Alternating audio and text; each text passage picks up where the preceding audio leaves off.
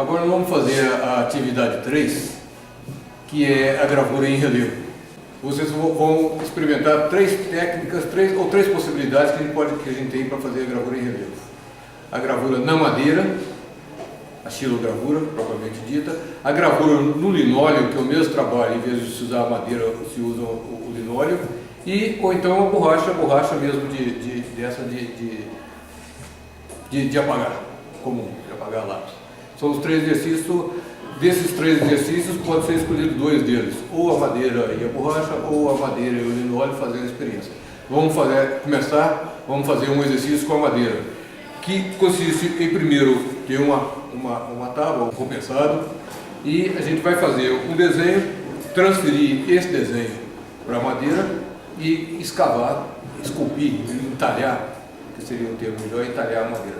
Vamos fazer o primeiro, mas o interessante é inverter o desenho, porque quando for impresso, o resultado final vai sair igualzinho ao desenho original. Então vamos fazer o exercício de primeiro inverter esse desenho. Tendo o desenho pronto para ser passado para a madeira, do tamanho da madeira, vamos inverter ele para poder passar para a madeira como carbono. A gente pode usar uma mesa de luz ou podemos simplesmente colocar contra um vidro na janela e fazer essa transferência. A gente decalca o desenho, não precisa nem entrar muito em detalhe, porque depois a gente vai, quando for trabalhar na madeira, detalha mais. Ou podemos deixar esse detalhe para fazer direto na madeira depois. Só marcar aqui depois.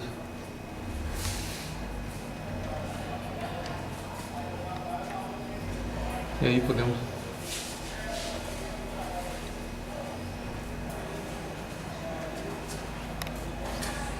está feito a inversão, podemos passar diretamente para a madeira. Com o carbono, podemos prender com a fita para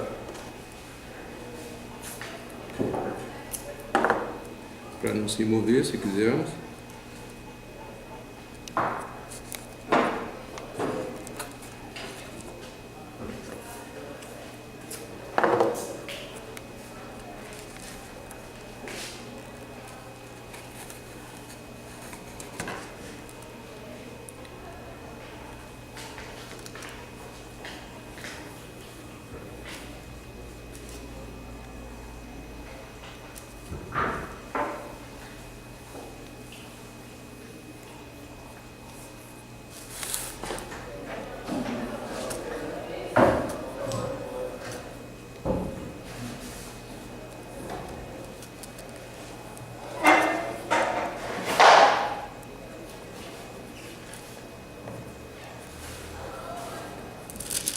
Estou conferindo, ver se está tudo ok. Não precisa com muita força, para não precisa marcar a madeira nesse momento.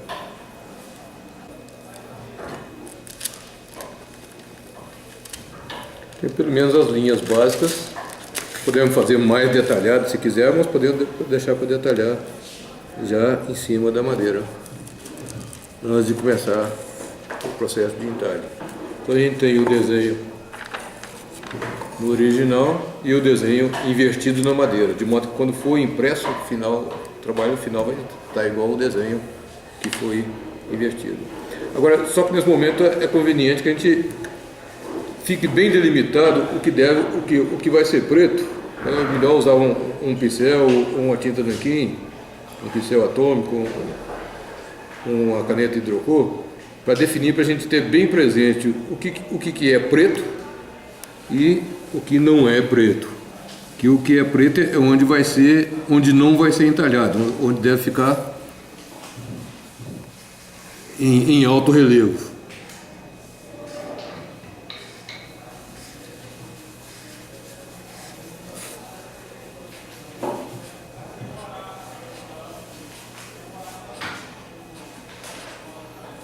Nesse momento deve ser o desenho deve ser mais, digamos assim, mais bem cuidado.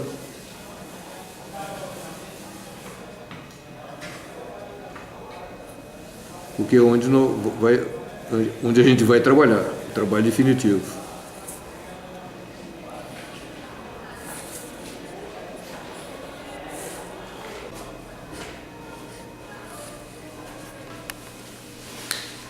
Assim tenho o desenho trabalhado e é agora onde eu vou trabalhar finalmente com as ferramentas, os goivos, os formões, entalhando a madeira.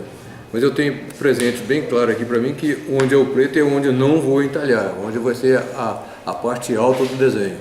E eu vou retirar onde está o branco para poder conseguir com isso aí um baixo relevo. Aí eu tenho diversas ferramentas com que eu posso trabalhar. Tem essa ferramenta, por exemplo, que tem um corte em formato de U, curvo, uma goiva curva, que ela serve para retirar a textura. Encaixa ela na palma da mão e posso segurar com a outra para poder dar mais firmeza e dar um direcionamento. Isso que eu estou escavando aqui é o baixo relevo, ou seja, o relevo vai ficar mais baixo, então não vai pegar tinta, o rolo não vai atingir essa parte. Pode ficar uma textura que é essa textura que está presente aqui.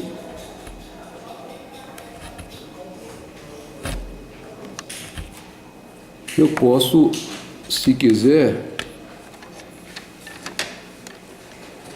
usar essa ferramenta que tem um corte chanfrado para delimitar uma área.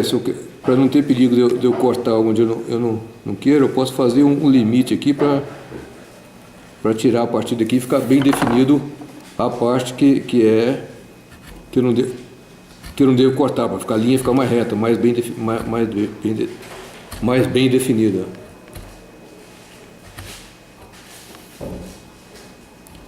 Então eu posso fazer isso de um lado e do outro, principalmente no caso das formas mais delicadas, como esses quadradinhos aqui.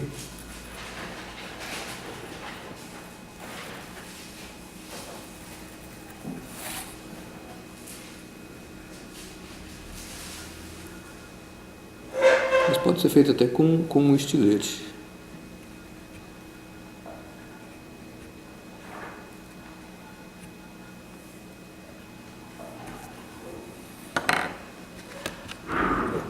E tem essa outra ferramenta que tem um corte em V,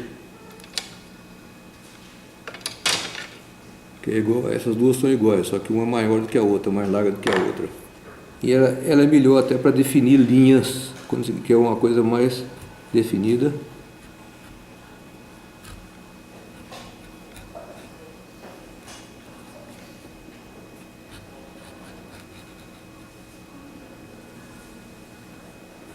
Cuidado quando for chegar ao limite da linha para não arrebentar a linha, onde a gente não quer gravar. Porque, bom, tomar cuidado porque depois corrigir é difícil. Em caso extremo, a gente pode recortar um pedaço mesmo desse da madeira, colar naquele espaço com bastante cuidado, depois passar uma lixa para tirar a cola. Então, é possível corrigir, mas é difícil. E não é aconselhável. O melhor é que não erre. Lógico.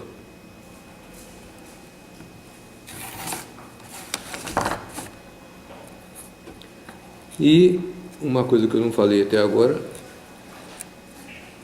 é que a madeira tem um veio. Então eu estou cortando aqui só no sentido do veio da madeira. Para cortar no sentido contrário do veio, nem sempre algumas madeiras é possível, outras já são mais difíceis de trabalhar, porque a tendência é esgarçar, não conseguir tirar com regularidade uma área que a gente quer. Então é sempre mais fácil cortar no sentido do veio da madeira. Algumas madeiras mais duras são até melhores para poder, embora seja mais difícil de trabalhar, em compensação não tem esse problema. As madeiras mais moles são mais fáceis para cortar no sentido da madeira, em compensação para cortar no sentido contrário, fica mais complicado, mais problemático, mais fácil de errar. Aí vai de acordo com cada artista,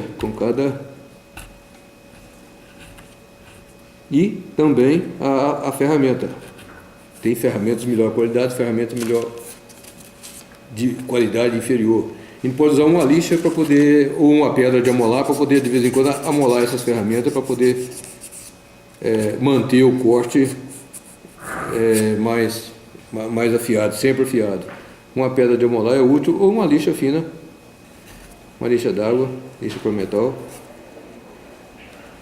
Mas a pedra de afiar comum funciona perfeitamente. Uma coisa que tem que tomar cuidado, sempre quando estiver trabalhando, é nunca pôr a mão na frente da ferramenta. Porque se a ferramenta escorregar, pode cortar a mão. É bom ter um band-aid à mão se for para algum acidente, mas de preferência a mão na lateral. Se tiver que firmar a madeira, firmar na lateral, nunca a mão na frente, porque o risco é comum, acidentes acontecem mesmo, são bem passíveis de acontecer. Então sempre lembrar, nunca esquecer a mão na lateral, nunca na frente da ferramenta. Bom, estando pronta a madeira toda trabalhada, a gente passa ao processo imediato, que é o processo de impressão. Se for possível, pode passar uma lixa de leve, uma lixa fina em cima da madeira para tirar alguma imperfeição, tirar alguma rebarba da madeira, para poder entintar, passar a tinta. O processo de tinta, como a gente preparou a tinta na monotipia, a tinta de impressão, nesse caso aqui a tinta gráfica, espalha a tinta na pedra e com o rolo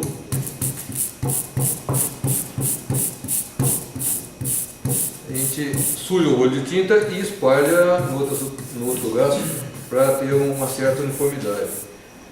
Quando está fazendo muito barulho assim, é sinal que tem muita tinta. Esse excesso de tinta é perigoso, a gente tem que reduzir, espalhar mais para poder ter uma quantidade boa de tinta para poder passar na madeira. Porque o excesso de tinta vai entrar onde não devia. Então a tinta deve pegar só na superfície.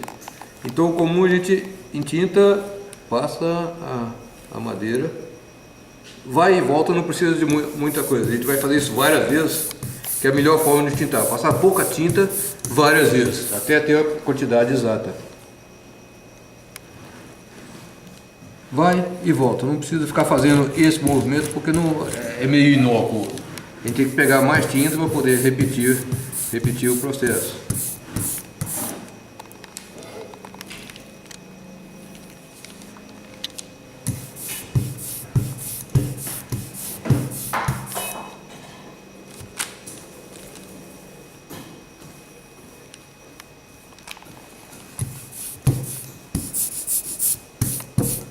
Cortar de tinta aqui é importante, não ter excesso e nem muito pouco. Feito nesse sentido, a gente pode virar e passar no sentido contrário, toda ela também agora.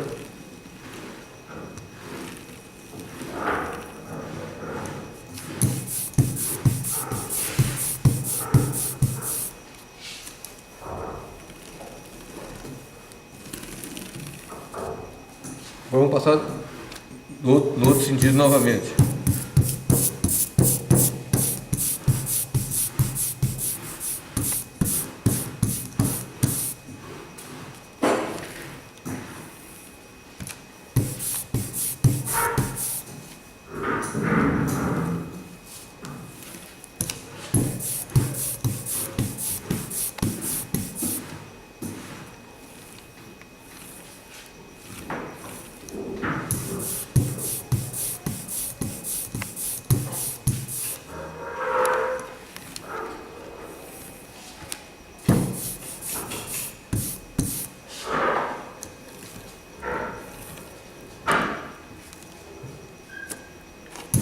Mais uma vez, em outro sentido, em outra direção.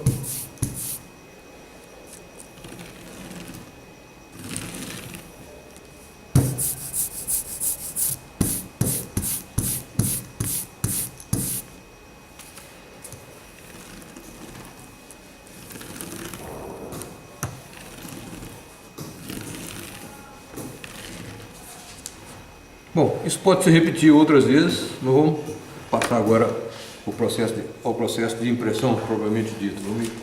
Feita a entintagem, estando entintado, vamos imprimir, fazer uma impressão manual em cima de uma superfície limpa. a gente pode até usar um expediente que tem um papel do mesmo tamanho, para a gente não ter perigo de ficar torto ou de ficar fora do lugar. Pode fazer esse processo. Estou centralizando a madeira em cima do papel. Pode até medir isso com régua, para ver se está do lado e do outro igualzinho. E a gente coloca outro papel em cima, do mesmo tamanho, no mesmo lugar. E agora aqui esse processo cuidadoso. Estando em cima da madeira, nós vamos esfregar. Eu podia usar a prensa, mas na falta de uma prensa, às vezes alguns gravadores preferem até fazer uma impressão manual com essa ferramenta que é uma colher de madeira. Pode ser uma colher de metal, só que a colher de metal, como a gente vai esfregar, ela costuma esquentar. Então a colher de madeira é mais apropriada. Firma firmemente o papel com a mão esquerda e com a mão direita, para os canhotos o contrário, claro, com a mão direita a gente vai passar a colher no sentido, depois em outro sentido, que a gente fez na vertical, a gente faz agora na horizontal, esfregando na horizontal. O papel tem que estar firme para não sair do lugar. A gente pode ir acompanhando o processo, parando para ver, firmando o papel com a outra mão, pode levantar para ver como é que está o processo, se está saindo bem, se a impressão está boa. Se está bem, a gente continua. Não pode esquecer que a gente tem que tirar toda a superfície, por isso a gente pode acompanhar.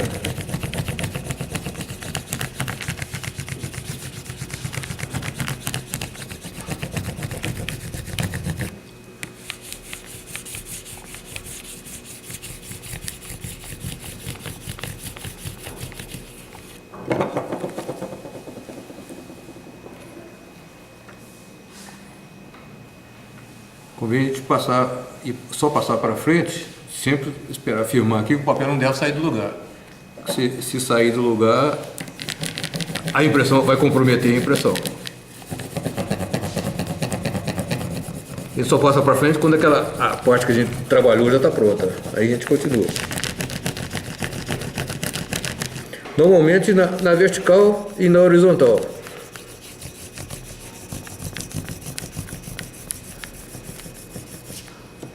Se for preciso, também nas diagonais, né? Numa diagonal ou noutra diagonal. É importante que toda a superfície do papel seja esfregada contra a madeira. Agora a gente falta ainda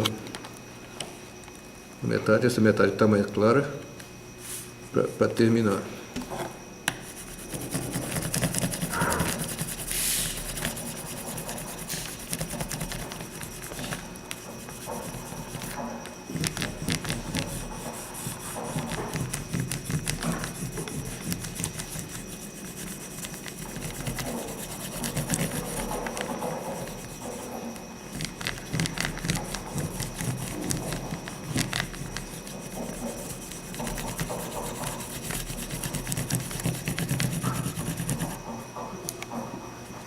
Sempre acompanhando, mas sempre firmando o papel para não ter perigo de sair do lugar.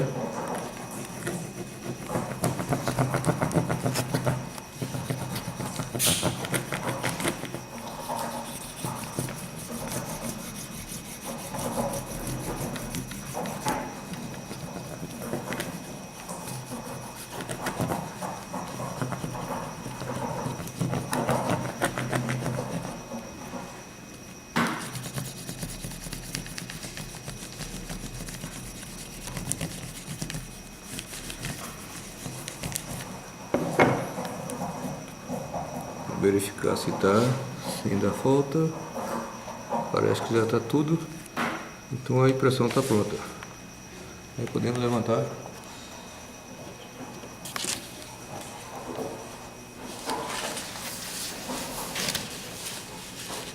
Aqui é a madeira. Pode acontecer da primeira prova sair um pouco mais claro, viu? A madeira absorve a tinta. Pode acontecer da primeira sair um pouco mais claro. Aqui no caso saiu bem, sem problema. A gente tem que tomar cuidado no momento de tintar, que não pode ter excesso de tinta, porque a tinta vai entrar se tivesse muita tinta, pode entrar no veio no lugar onde foi tirado. Então, o lugar onde devia ser mais branco ou mais claro pode ficar muito escuro, pode perder alguns detalhes, inclusive. É comum a gente trabalhar por etapas.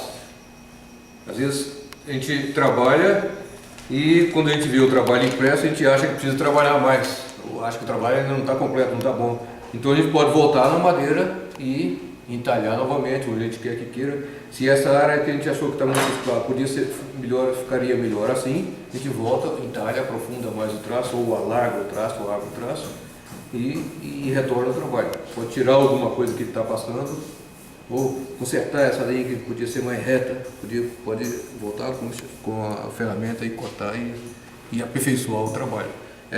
Vai fazendo por etapas, a gente chamaria isso de prova de estado, até ter o resultado final do jeito que a gente quer. Bom, vamos fazer uma experiência com esse material, que é o linóleo. Já está trabalhado, já está gravado. O linóleo é um material, uma espécie de uma borracha sintética. A gente pode encontrar no mercado, é usado para piso ou para forno, não sei exatamente. Pode se encontrar em algumas casas, talvez não utilizando esse termo linóleo. Tem que procurar explicar o que seria. Parece uma borracha, ou tipo um emborrachado. Ele é flexível, mas ao mesmo tempo dá para cortar. Ele não tem um veio da madeira, ele tem a vantagem sobre a madeira que ele não tem um veio, a gente pode cortar em qualquer sentido, fazer curvas com facilidade, sem muita dificuldade. E por outro lado, ele não tem, como não tem o veio da madeira, ele é mais chapado, a textura é mais chapada. Essa coisa está bem trabalhada, quase não tem área chapada, tem muito sutil aqui, mas tem toda uma textura feita com uma ferramenta fininha, um buril fininho. Vamos entintar e vamos fazer uma impressão dela na prensa, para a gente ver a diferença do trabalho com a colher. Mas o processo de tintagem é o mesmo. Pegar a tinta aqui, espalhar uniformemente e logo ir na.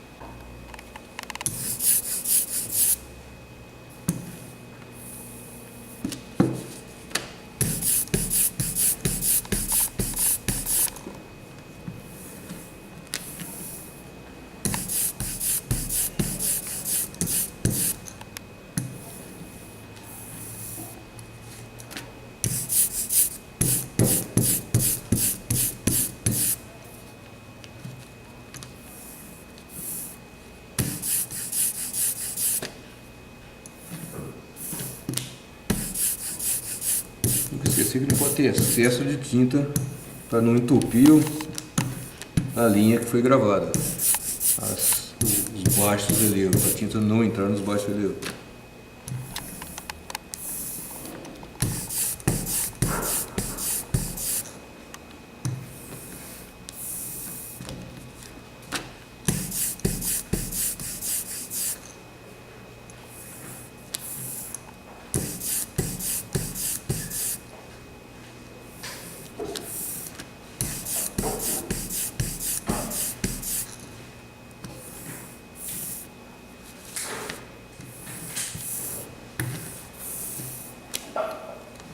Bom, agora vamos levar a prensa.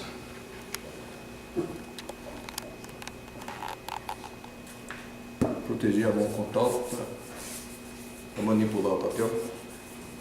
Da mesma forma, centralizar o papel, a gente pode medir isso na régua para poder não ter problema de centralizar a matriz em cima do papel que está embaixo, para vir com cima, colocar no mesmo lugar para poder ficar centralizado a impressão.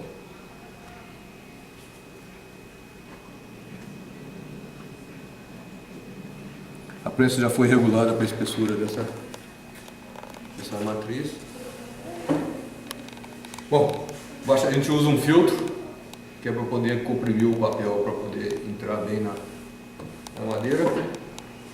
Não tem um excesso de pressão na gravura em metal e precisa de uma pressão maior.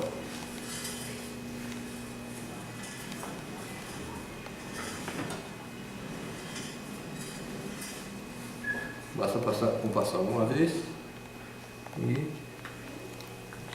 a gente retira com cuidado, porque se for preciso voltar, falta de pressão, voltar e imprimir novamente, a gente pode voltar.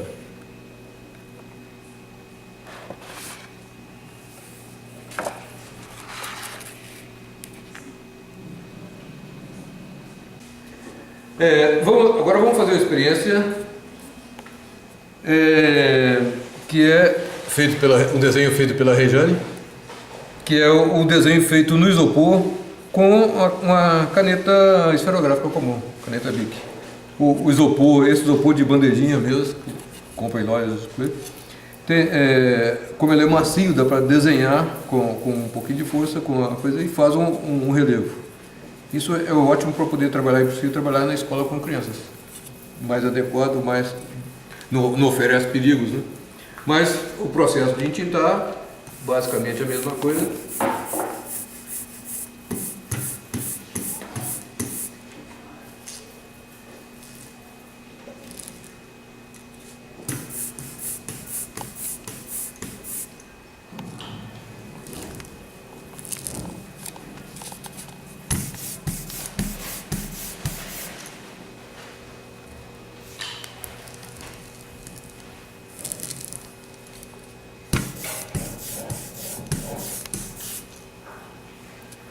Até a matriz fica bonita pela cor verde do isopor e o preto em cima do verde dá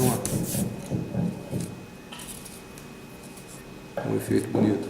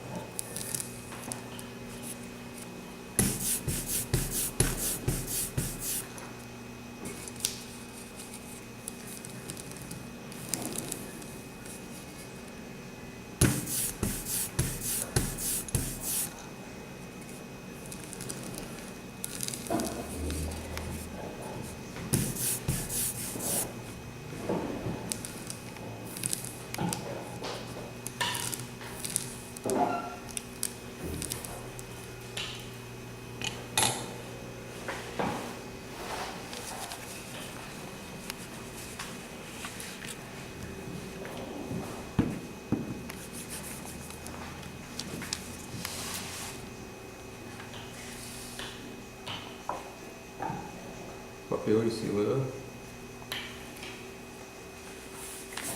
do isopor.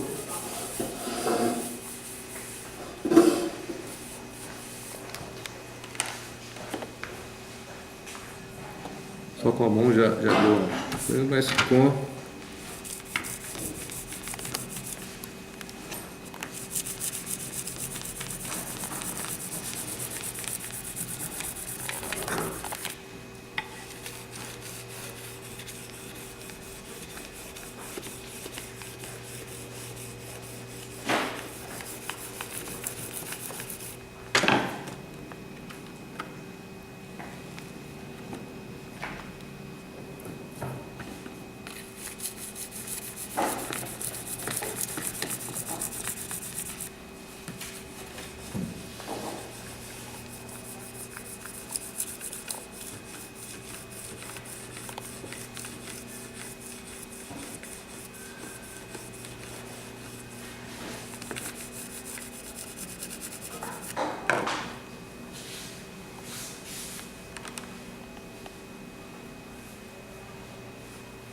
eu tenho foto um pouco claro, a gente pode.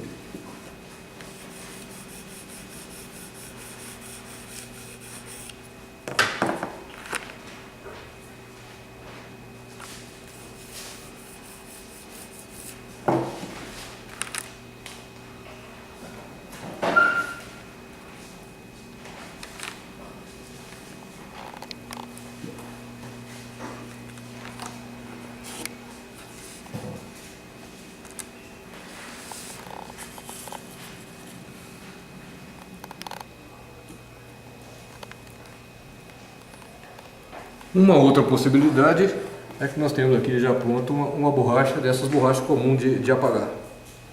E a gente trabalha com as ferramentas, as pontas mais fininhas, o coivo com ponta mais fininha, ou propriamente com estilete. E entalha a borracha e da mesma forma podemos usar até um carimbo, uma borracha de carimbo para funcionar como um carimbo, que é um carimbo, né?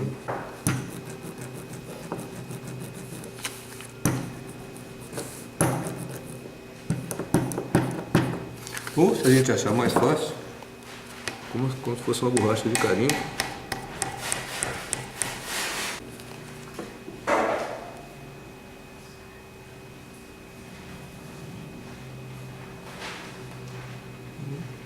Pressão.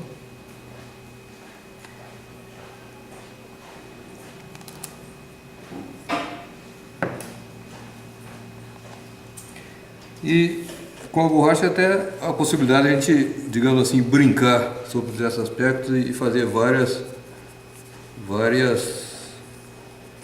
impressões, como aqui impresso 2 vezes lado a lado.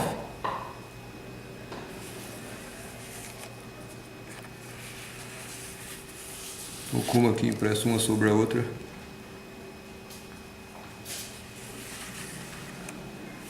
Repetir a impressão 3 vezes. Com um pouco mais de tinta, com um pouco menos de tinta para dar um efeito. Ou impresso 4 vezes, ocupando todo o papel. E são as possibilidades, existem infinitas possibilidades. Bom, a gravura, um dos propósitos da gravura, não vamos entrar na história da gravura agora, mas um dos propósitos da gravura é realmente reproduzir uma imagem, ter várias imagens. Normalmente a gravura artística, cada imagem, cada cópia, nós fazemos o que a gente chama de tiragem. A gente tira uma série de cópias iguais. A palavra cópia nem seria, a gente usa, mas nem seria a palavra ideal. Porque cada uma dessas é considerada como original. Não é uma cópia. Então cada impressão é considerada como original. Mas nada impede que a gente faça uma tiragem de 5, 10, 15, até 100 se for o caso. A gente pode tirar várias cópias. O que existe é uma convenção que todas elas devem ser numeradas. Se tiram 100, a gente coloca num cantinho uma barra 100. Se a gente faz uma tiragem menor, suponhamos que sejam 10, na convenção diz que a gente deve num canto da gravura, na margem da gravura, a lápis. O porquê do lápis, salvo engano, é porque ele é suave e não vai comprometer, não vai chamar muita atenção, não vai interferir na gravura, não vai aparecer mais do que a gravura. É só para ele ser discreto. Suponhamos que eu tivesse tirado 10 cópias dessa, então vou colocar aqui 1, que é a primeira, significa que é a primeira, uma barra e 10. Ou seja, essa é uma primeira do total de 10. Na segunda eu colocaria 2 barra 10, 3 barra 10 e assim sucessivamente até a 10/10. Fora isso, existe, a gente vai encontrar por aí, PA. PA significa prova do artista.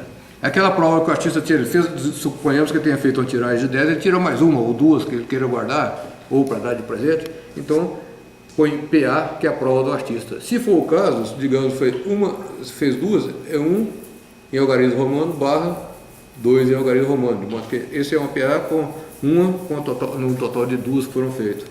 A convenção diz que deve ser 10%, no máximo o PA 10% da tiragem. Pode ser que eu encontre por aí também PE, que é prova de estado. Digamos que eu tiro essa cópia e queira trabalhar mais nela, então essa é uma prova de estado. Não tem assim valor comercial, mas tem o seu valor, pode ter a sua qualidade. Se o artista gosta, quer conservar, mesmo que tenha trabalhado nela depois, pode pôr PE e assina. A assinatura também, por tradição, normalmente se coloca do lado esquerdo a tiragem e do lado direito a assinatura. Não é uma regra, não é uma norma. A norma é que seja lápis e de preferência na margem, bem próximo à margem inferior da gravura, para que, se for feito um passe-patua, quando for emoldurado, coloque o passe-patua, deixando uma margem de cada lado, de modo que a assinatura apareça, e se for o caso, a data. E se tiver um título, pode ser colocado o título normalmente no meio, não necessariamente dessa ordem. mas pode colocar o título no meio. Isso de onde que deve ser cada coisa, normalmente é do lado direito a assinatura, do lado esquerdo a tiragem e no centro o título. Mas não é uma convenção tão estrita, tão taxativa, vamos dizer assim. O importante é que seja a lápis e na margem da gravura, para que se coloca o passe-patou apareça esses dados da gravura. Pode-se também, às vezes algumas pessoas escrevem estilogravura, ou a técnica que foi feita, né? Mas não é necessário, não é uma regra, não é uma norma, não é tão comum. Acontece, mas não é tão comum. O importante é que tenha a tiragem e a assinatura do artista.